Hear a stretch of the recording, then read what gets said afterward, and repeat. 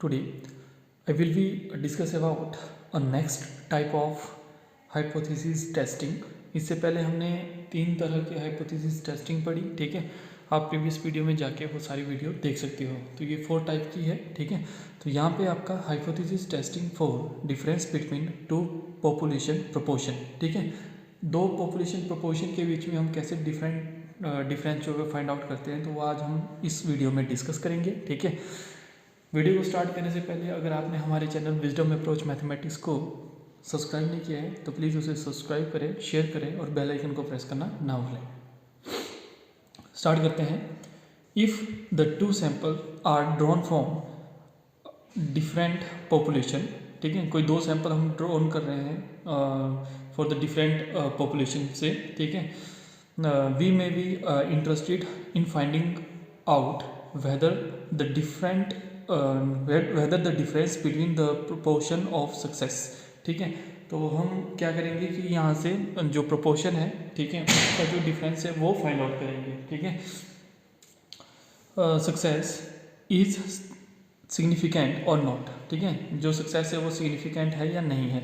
In such a case we take the hypothesis testing the difference between P1, ठीक है, that is the hypothesis that is the proportion of success in one sample, जो P1 show कर रहा है आपका proportion of success in one sample में, and P2 is the proportion of success for another sample is due to fluctuation of sampling, ठीक है, due to the fluctuation of the sampling। Clear है। तो ये है आपका P1 क्या show कर रहा है, P2 क्या शो कर रहा है, वो चीज़ दी गई है, हमने यहाँ पे डिफरेंस फाइंड आउट करना है, ठीक है।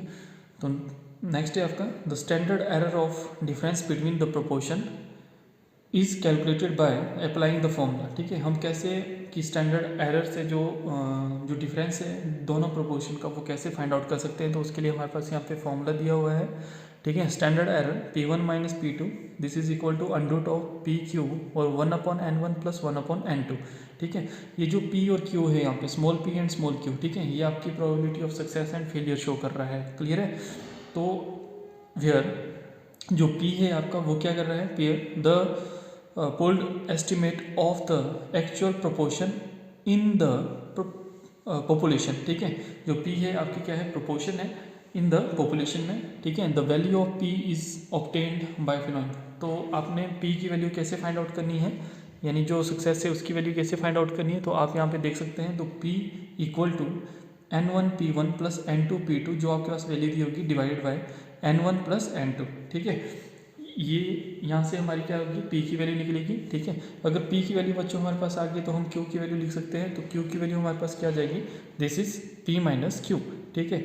Now then we can use the test of statistics.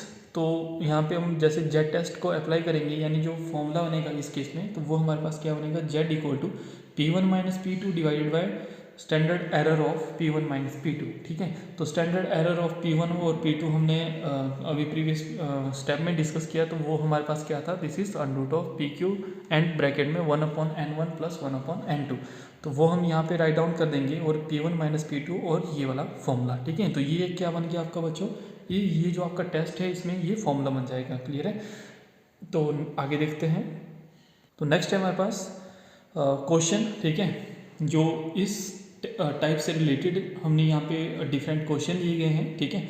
तो देखो यहाँ पे क्वेश्चन क्या बोल रहा है, in a sample of 600 man from a certain city, यानी कोई सिटी है जहाँ से हम 600 जो मेल हैं उनको हम यहाँ से कलेक्ट करते हैं। और यहाँ पे क्या होता है कि 450 male are found to be smoker. 600 में से जो 450 हैं वो क्या है, स्मोक, यानी स्मोक करते हैं, ठीक है। इन अ सैंपल ऑफ, एक और सैंपल है हमारे पास, in a sample of 900 from another city. एक और सैंपल लिया हमने दूसरे शहर से, ठीक है, जहाँ पे टोटल नंबर ऑफ मेल थे आपके पास 900। उनमें से भी क्या है कि 450 are founded to be smoker. तो 900 में से भी जो 420 हैं वो क्या है, स्मोकर हैं। यहाँ पे देखो 2 जो अलग अलग जो आपके पास सिटीज़ हैं वो शो कर रहा है यहाँ पे, है ना, ठीक है। Do the data indicate that the 2 cities are significantly difference with respect to prevalence of smoking habit among man, ठीक है। तो ये आपने यहाँ पे गिवन डाटा दिया हुआ है और आपने इसके क्या करना है, side significantly difference find out करना है दोनों के बीच में, ठीक है। तो यहाँ पे देखो here we given that N1 equal to 60, जो आपको यहाँ पे दिख रहा है, यानी फर्स्ट जो सिटी थी उसमें कितने स्टूडेंट थे, 600, ठीक है। सॉरी, स्टूडेंट में कितने मेल थे, 600, ठीक है। तो यहाँ पे हमें गिवन दिया है, देखो ये N1 इक्वल टू 600, ठीक है। P1 equal to proportion of smoker, ठीक है।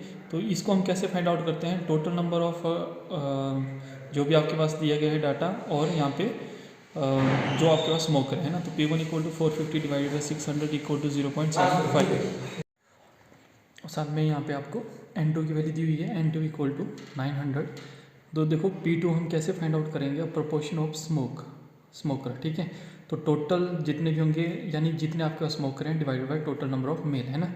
तो P2 equal to 450 divided by 900, तो ये आ जाएगा आपके पास 0.5, ठीक है। तो देखो बच्चों, हमने आर्टिकल में पढ़ा था कि P की वैल्यू आप कैसे फाइंड आउट करोगे, तो P equal to N1 P1 plus N2 P2 divide by N1 plus N2, ठीक है। तो ये सारी वैल्यू जब आप यहाँ पे पुट करोगे तो आपके पास जो P की वैल्यू है, ठीक है, और इसको सिंप्लीफाई करोगे तो P की वैल्यू आपके पास आ जाएगी 0.6, ठीक है। P की वैल्यू अगर 0.6 आ गई, ठीक है, P इक्वल टू 0.6, तो Q कितना आ जाएगा आपका 1 माइनस P, यानी 1 माइनस 0.6 यानी 0.4, ठीक है। तो ये हो जाएगा Q इक्वल टू 0.4, ठीक है। नाउ अब हम क्या करेंगे, जो टेस्ट है उसको अप्लाई करेंगे यहाँ पे। तो यहाँ पे क्या होगा, let us take the hypothesis that there is no significant difference in the smoking habit of two cities, यानी जो दो हमने सिटीज़ ली हुई थी, ठीक है, उसमें जितने नंबर ऑफ मेल थे उसमें कोई भी सिग्निफिकेंट डिफरेंस नहीं है स्मोकर के बीच में, है ना, ठीक है, यानी स्मोकिंग हैबिट के बीच में कोई डिफरेंस नहीं है। तो उसको हमने क्या किया, देखो दिस इज H नोट, यानी null hypothesis equal to P1 equal to P2, यानी proportion of first city and proportion of second city, there is a no difference, यानी इक्वल है। तो अल्टरनेटिव हाइपोथेसिस में हमने क्या किया कि यहाँ पे P1 is not equal to P2, तो हमने यहाँ पे बोल दिया कि जो फर्स्ट सिटी थी, ठीक है, या सेकंड सिटी थी, उनमें जो सेम आपके पास रिलेशन नहीं है ना, कि ये जो है इनमें कुछ ना कुछ डिफरेंस है, मतलब, है ना, ठीक है। तो आपको पता है नल और अल्टरनेटिव हाइपोथेसिस हम कैसे लेते हैं। नाउ नेक्स्ट, इस सारी वैल्यू को हम फॉर्मूले में यूज़ करेंगे, तो हम देखते हैं तो जैसे हमने ये फॉर्मूले में यूज़ किया यहाँ पे यूजिंग द जेड स्टैटिस्टिक्स, तो जेड इक्वल टू ये हमारे पास फॉर्मूला था इन फॉर्म ऑफ प्रोपोर्शन, यानी पॉपुलेशन प्रोपोर्शन के केस में आपके पास ये फॉर्मूला होता है P1 minus P2 divided by under root of PQ और 1/N1 प्लस 1/N2, ठीक है। तो ये हो गया आपके पास 0.75 माइनस 0.5 डिवाइड बाई P1 और PQ, ठीक है। P और Q की वैल्यू कितनी है आपके पास 0.6, 0.4 और 1/N1 था आपके पास फर्स्ट सिटी में कितने मेल थे 600, सेकंड में थे आपके पास 900, ठीक है। जब इसको हमने विद रिस्पेक्ट टू कैल्सी इसको सॉल्व किया, तो बच्चों हमारे पास यहाँ पे देखो जो जेड की वैल्यू है वो कितनी हो जाएगी 10.41, ये आपके पास जेड की वैल्यू आ जाएगी, है ना। आप ऐसे करके इसको सॉल्व कर सकते हो with the help of calculator, है ना। तो यहाँ पे क्या हुआ, as the calculated value of mod of z is equal to 10.41, ठीक है, इज ग्रेटर देन 1.96। अब यहाँ इस क्वेश्चन में ऐसा आपको लेवल ऑफ सिग्निफिकेंस गिवन नहीं दिया था कि आपको कौन से लेवल ऑफ सिग्निफिकेंस पे ये वैल्यू आपने चेक करनी है। अगर क्वेश्चन में कुछ ना दिया हो तो आपने हमेशा 5% लेवल ऑफ सिग्निफिकेंस पे ही वैल्यू चेक करनी है, ठीक है। तो आप देखोगे तो 5% लेवल ऑफ सिग्निफिकेंस पे जो वैल्यू होती है वो हमारी कितनी होती है 1.96 होती है ना।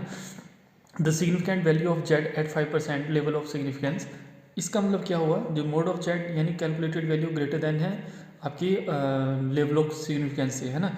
तो जो H नॉट है वो क्या हो जाएगा, रिजेक्ट हो जाएगा, ठीक है। जो H नॉट है वो क्या हो गया, रिजेक्ट हो गया, ठीक है। इसका मतलब there is a significant difference between the smoking habit of two cities. तो इसका मतलब है कि जो आपके पास अलग अलग सिटीज़ दी गई थी और स्मोकर्स दिए गए थे कि कितने मेल वहाँ पे स्मोकर है, तो उसमें डिफरेंस है, ठीक है। तो ये था आपका क्वेश्चन, है ना।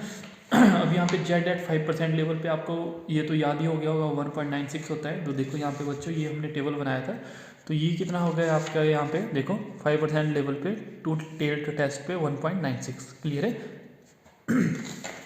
सेकंड है, इसमें सेकंड क्वेश्चन है आपका, ये बोल रहा है यहाँ पे अ machine produced 20 defective articles in a batch of 400, ठीक है, यानी 400 में से 20 जो है यानी 20 जो है वो डिफेक्टिव आइटम्स उन्होंने आर्टिकल जो है वो प्रोड्यूस किए, ठीक है। After overhauling it produced 10 defective in a batch of 300, ठीक है। आफ्टर ओवरहेलिंग इट प्रोड्यूस, मतलब उसके बाद क्या होता है कि 300 में से जो है वो 10 डिफेक्टिव आइटम्स यानी आर्टिकल्स जो है वो निकालता है, ठीक है। तो यहाँ पे हैज़ द मीन इम्प्रूव्ड, ठीक है। तो हम यहाँ पे देखेंगे कि जो ये मशीन है ये इम्प्रूव करेगी या नहीं करेगी, है ना। तो यहाँ पे आपको दो गिवन डाटा दिया गया है। पहला है आपको N1 equal to this is 400, कि 400 में से क्या हुआ कि यहाँ पे 20 आर्टिकल जो है वो डिफेक्टिव निकले हैं, है ना। तो P1 वैल्यू आप कैसे फाइंड आउट करोगे, is the proportion of defective articles before overhauling. तो ओवरहीलिंग से पहले देखो यहाँ पे क्या है, तो ये हो गया 20/400 कैंसिल किया तो 0.05, ठीक है। वैसे ही आपके पास देखो N2 यानी जो आपके पास सेकंड है, सेकंड बैच में आफ्टर ओवरहीलिंग, ठीक है। तो ये हम देखो 300 था, है ना। N2 इक्वल टू 300, तो P2 की वैल्यू कैसी होगी, तो proportion of defective articles after overhauling this is equal to, देखो 300 में से 10 डिफेक्टिव थे तो 10 डिवाइडेड बाई 300 इक्वल टू 0.033, ठीक है। अब आपने P की वैल्यू फाइंड आउट करनी है, तो P आपको पता है बच्चों की कैसे फाइंड आउट करते हैं हम, ठीक है। जब आपने आर्टिकल पढ़ा होगा तो P equal to N1 P1 plus N2 P2 divide by N1 plus N2, है ना। ये सारी वैल्यू जब हमने यहाँ पे पुट आउट की तो आपको पता है N1 और P1 को जब मल्टीप्लाई करेंगे तो हमारे पास 20 प्लस 10 इसी फॉर्म में आएगा, और ये हमारे पास जो P की वैल्यू है वो कितनी हो जाएगी, 0.043 हो जाएगी, ठीक है।